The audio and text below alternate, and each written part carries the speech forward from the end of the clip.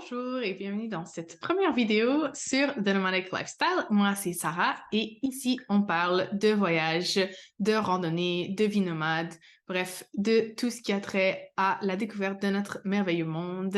Et voilà, aujourd'hui, donc, je vais te parler du sac à dos que j'ai choisi d'emporter pour une durée indéterminée en Asie et aussi pour un voyage de quelques 2 semaines au Sénégal.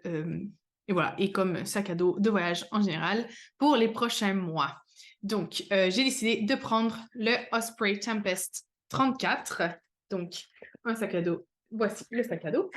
Et donc, dans cette vidéo, je vais t'expliquer quels ont été mes critères de sélection pour choisir ce sac, ce que j'aime de ce sac et aussi ce que j'aime moins de ce sac. Comme ça pourra t'aider, j'espère, dans le choix de ton sac à dos de voyage quand tu auras besoin d'en choisir un. Toi aussi. Donc, déjà, je voulais commencer avec pour t'expliquer pourquoi moi je préfère voyager avec un sac à dos et non avec une valise. Alors déjà, moi je déteste les valises. C'est vraiment, voilà, je les trouve pas du tout pratiques. Et donc, je voyage presque toujours, 99% du temps, je voyage avec un sac à dos. Les seules fois où je voyage avec une valise, c'est quand je dois déménager, ce qui est arrivé plusieurs fois dans les dernières 10 années, mais vraiment juste quand je dois, voilà, déplacer toutes mes choses d'un pays à un autre, d'un endroit à un autre. Sinon, quand je voyage toujours avec un sac à dos parce que c'est plus pratique à transporter, c'est plus confortable, c'est plus versatile et polyvalent aussi parce que ça peut être utilisé comme sac à dos de voyage pour aller d'un endroit à l'autre, comme sac à dos de jour quand on est dans une ville, comme sac à dos de randonnée. Donc voilà. Et surtout, c'est plus facile de se déplacer avec un sac à dos, je trouve, dans la plupart des pays du monde. Et aussi, quand il faut monter des escaliers, s'il n'y a pas d'ascenseur dans les hébergements ou dans les métros, dans les transports en commun et tout, c'est juste beaucoup plus facile, je trouve, de voyager avec un sac à dos qu'avec une valise. Donc voilà pourquoi j'ai décidé de partir avec un sac à dos. Ensuite, pour ce voyage de plusieurs mois en Asie, j'ai aussi décidé de partir seulement avec un carry-on, avec un bagage de cabine. Donc, voilà, c'était mon critère principal pour le sac à dos que j'allais utiliser, c'était qu'il respecte les mesures des carry-on de la plupart des compagnies aériennes. Pourquoi j'ai décidé de partir juste avec un carry-on? C'est parce que au cours des dernières années, en voyageant et tout, je me suis vraiment rendu compte que j'ai vraiment pas besoin de grand-chose quand je voyage et que c'est beaucoup plus pratique et simple de voyager avec un petit sac. C'est aussi beaucoup plus économique parce que tous les vols et tout, maintenant ou presque, chargent un supplément pour mettre les bagages, pour enregistrer les bagages en soute. Et c'est vraiment plus pratique, je trouve, d'avoir un petit sac à dos qui peut être toujours transporté avec nous dans tous les transports en commun, que ce soit l'avion, les autobus, les trains, etc. Comme ça, on n'a pas peur de perdre notre bagage ou de se le faire voler. Et on a toujours tout ce dont on a besoin avec nous. Donc, je trouve ça vraiment plus pratique. Et aussi, c'était un petit challenge personnel que je voulais me donner de partir avec seulement un petit sac à dos pour plusieurs mois et voir comment je trouve ça. Donc, passons maintenant aux critères de sélection pour ce sac. Donc, comme je disais, premier critère le plus important, c'était qu'il passe en cabine avec la plupart des compagnies aériennes. Comme je pars plusieurs mois, j'ai rien réservé à part mon billet d'aller. Je ne sais pas exactement avec toutes les compagnies avec lesquelles je vais voyager, mais il y a genre 55 par 30 par 20, il me semble, centimètres. C'est à peu près les dimensions standards pour la plupart des compagnies aériennes. Donc, ça, c'était vraiment important que le sac respecte ces dimensions-là. Comme je vais aussi aller faire de la rando au Népal et les autres destinations où je vais aller en Asie, je compte aussi faire beaucoup de randonnée. Donc, je voulais un sac à dos aussi qui soit adapté à la randonnée. Comme en randonnée, moi, j'utilise toujours un camelback. Il fallait aussi qu'il y ait un emplacement pour le camelback dans mon sac. Ça, pour moi, c'est un imprescindibile. On dit en italien, en français, on dit. Bon, bref, c'était un must. C'est pas en français non plus must, mais bon, le mot ne me vient pas. Je voulais aussi une poche extensible en mèche, genre en tissu extensible sur le devant, parce que ça, je trouve ça juste trop pratique pour pouvoir mettre genre la veste de pluie mouillée ou les souliers ou juste mettre des choses qui rentrent pas dans le sac ou où que je vais avoir besoin accès rapidement. Donc voilà, je voulais une mèche sur le devant. Je voulais aussi un sac à dos dans lequel je puisse mettre mon ordinateur, qui ait une poche ou non dédiée, mais que l'ordinateur soit bien plat et pas qu'il y ait comme une partie courbe comme ça, puis que là, il y a de la pression qui se fasse sur mon ordi et tout. Donc, voilà, un sac plus ou moins adapté pour mon ordinateur. Aussi, des poches sur les hanches, hyper important parce que le dernier sac à dos que j'ai acheté n'avait pas de poches sur les hanches et je trouve ça vraiment pas pratique de ne pas avoir de poches sur les hanches. Donc ça, c'est un autre point essentiel pour moi. Je voulais aussi que le back panel, le dos du sac à dos ne soit pas détaché. Là, ils font souvent les sacs, j'en ai plusieurs d'ailleurs, qui ont une genre de grille qui est séparée du dos. Et ça, je trouve ça très pratique dans certains cas, mais en voyage, non, parce que ça occupe plus de volume et c'est aussi plus fragile si éventuellement je veux le mettre en soute et tout. C'est plus fragile, c'est plus délicat, donc je préfère ne pas avoir ça quand je pars en voyage. Et donc, voilà. Après avoir analysé tous ces critères et fait des recherches pendant des semaines et essayé plein de sacs à dos, etc., mon choix s'est porté sur le Osprey Tempest 34. Entre parenthèses, je ne suis pas sponsorisée, même si je n'ai que presque des sacs à dos d'Osprey, donc si vous voulez me sponsoriser, je ne serais pas contre. Mais c'est pas du tout sponsorisé, c'est mon avis tout à fait honnête de ce sac. Donc, les caractéristiques de ce sac. Donc, il s'appelle Osprey 34. Donc, il est en théorie 34 litres, mais c'est la taille large, genre médium large, qui a 34 litres. Moi, comme je suis petite, le XS ou SM, je ne m'en rappelle jamais, mais bref, le petit vient en 32 litres. Donc, ça a été un petit peu un point d'hésitation parce que ça a l'air de rien, mais 2 litres, ça change quand même pas mal quand on part avec pas beaucoup de choses. Donc, mais bon, au final, j'ai quand même opté pour ce sac parce qu'il répondait à tous mes autres critères. Son poids de base, c'est 1,1 kg, donc c'est pas mal. Ça aurait pu être un peu plus léger, mais bon, voilà. C'est ce qu'il y avait. Et voilà, donc je vais du coup te montrer le sac pour que tu puisses le voir. Donc, voilà, je l'ai pris noir aussi parce que je trouve que c'est un peu plus passe-partout. Genre, les autres couleurs, c'était vert, émeraude, genre, et violet. Et je trouve que c'est très flashy. Et bon, j'aime bien ne pas être trop vue en voyage. Donc, voilà, j'ai pris noir, mais il y a d'autres couleurs si t'es intéressé. Donc, alors, on va commencer par les poches. Donc, il y a une poche ici qui est assez spacieuse. Elle aurait pu être un peu plus grande, mais voilà, il rentre quand même pas mal de choses, les choses pour lesquelles on va avoir accès rapide et tout. Comme je te disais, il y a une mesh pocket ici, donc avec ce tissu extensible qui permet de mettre quand même pas mal de choses à l'intérieur. Hein. Donc ça, c'est bien. Il y a les poches sur les hanches, sur les deux côtés. Donc ça, c'est super. Et elles sont vraiment très grandes. Il y a vraiment beaucoup de choses là-dedans. Même les gros smartphones et tout rentrent. Donc ça, c'est cool. Ensuite, il y a une autre poche juste ici à l'intérieur.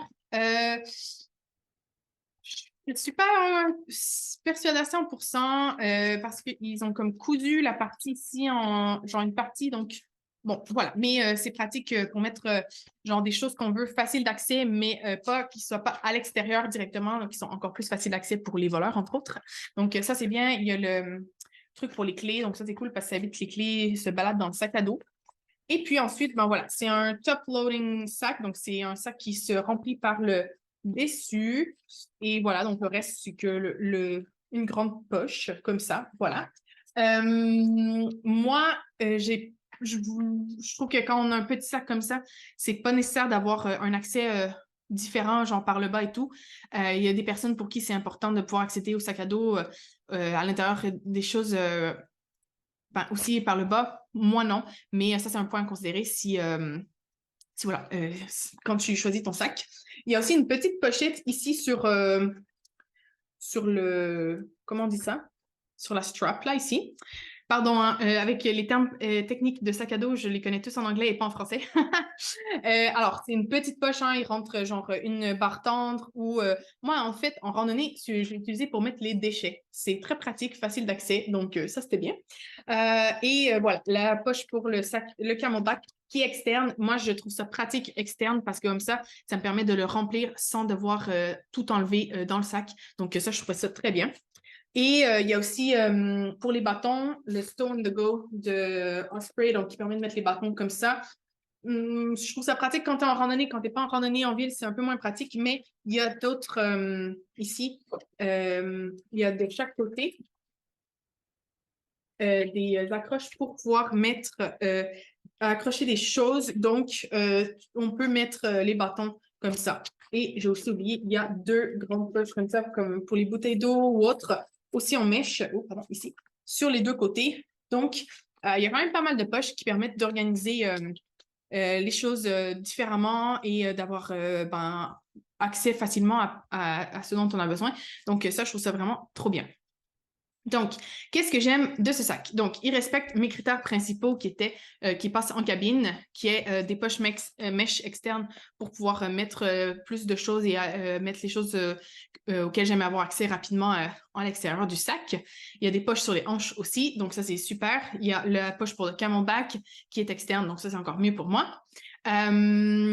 C'est aussi un critère que c'était pas mon critère principal, mais que je trouvais bien, c'est d'avoir des zips pour pouvoir fermer avec un cadenas. Si je dois laisser mon sac, par exemple, dans l'auberge de jeunesse, il n'y a pas de locker, de casier fermé ou même dans les trains, dans le transport en commun. Bref, j'aime bien le fait de pouvoir clipper les zips ensemble. Après, voilà, je trouve que c'est un peu dommage qu'il ait fait des tirettes là comme ça en tissu, en genre de corde, parce que ça fait que c'est hyper facile à couper. Et où ils auraient pu mettre des zips comme ceux des valises là, où en rapprochant les zips, il y a un trou qui permet de mettre le cadenas. C'est pas le cas, donc j'ai trouvé une solution un peu bricolée pour pallier à ce problème. Mais voilà, ça, je trouve que c'est bien quand même d'avoir les zips pour pouvoir fermer. Quand c'est juste des clips, il n'y a aucune façon de fermer vraiment le sac. Et ça, quand tu dois laisser ton sac sans surveillance pendant quelques temps, je trouve que c'est moyen. Donc voilà, ça, c'était bien les zips. Aussi, le fait d'avoir la poche de camelback à l'extérieur, bon, c'est sûr que si le camelback est plein, ça fait quand même un genre de rebondi dans le sac, mais je me dis quand je vais le transporter, tout mon sac et tout, je risque pas vraiment d'avoir mon camelback plein. Donc, ce qui me permet de répondre à mon critère d'avoir mon ordinateur, le back panel, là, la partie du dos, elle est vraiment plate quand le camelback n'est pas plein, donc ça me permet de respecter mon critère d'avoir mon ordinateur bien droit sans aucune pression. Donc ça, c'est bien. Le sac, il est léger, il est confortable. Ça, c'est le plus important, hein, que le sac soit confortable. D'ailleurs, j'ai essayé en magasin avec du poids dedans pendant plusieurs minutes en me déplaçant et tout. Ça, c'est hyper important. Donc, voilà. Il peut être utilisé comme des packs. D'ailleurs, je l'ai utilisé déjà 3-4 fois pour aller en randonnée. Il est top aussi comme des packs. Donc, ça, c'est super pour quand je vais aller en randonnée.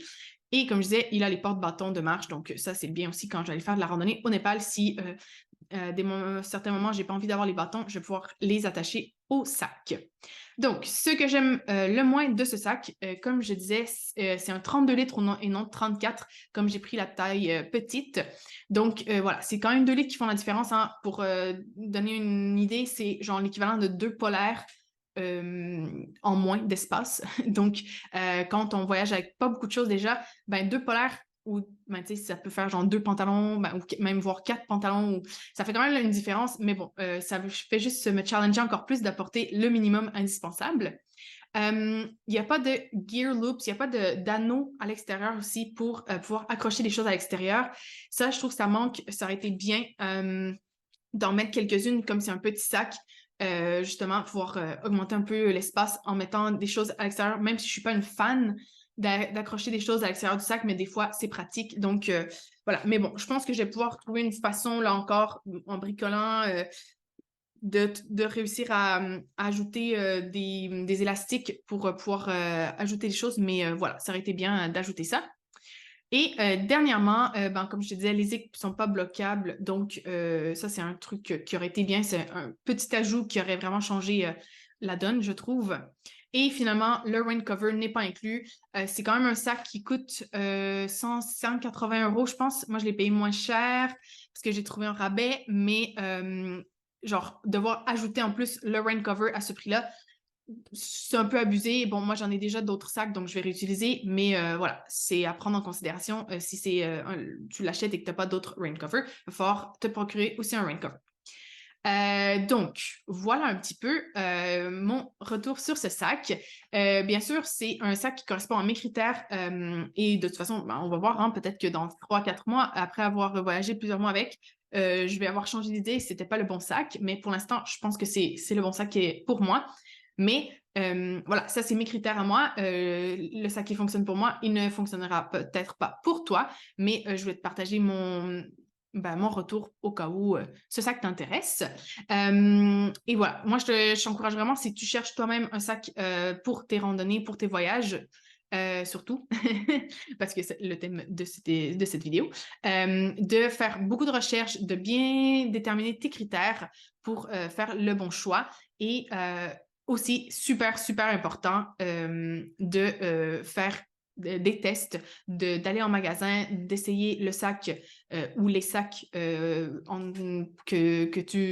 auxquels tu penses avec du poids dedans pour voir s'il est vraiment confortable. Si tu peux aussi apporter les choses que tu penses apporter pour voir si tout rentre ou pas, ça peut être une bonne idée aussi. Mais voilà, vraiment, fais des tests, fais des recherches et comme ça, tu vas pouvoir trouver le sac qui correspond le plus à tes besoins à toi et à tes critères. Donc, voilà, j'espère que cet épisode t'aura aidé. Je te rappelle aussi qu'il y a l'épisode numéro 6 du podcast dans lequel je te donne des conseils pour choisir un sac à dos de randonnée, qui est un peu plus spécifique pour la randonnée, mais la plupart des conseils s'adaptent aussi au choix d'un sac à dos de voyage. Donc voilà, si tu as envie d'aller écouter ça, tu trouveras le lien dans la description de cette vidéo. Et si tu as apprécié cette vidéo, n'oublie pas de mettre un like, de t'abonner et je te retrouve, j'espère éventuellement, pour une autre vidéo. Je suis plus une personne de podcast, mais je vais peut-être me mettre à faire plus de vidéos si vous aimez ça. Donc voilà, dis-moi en commentaire si tu veux plus de vidéos et on se revoit très très bientôt. Ciao!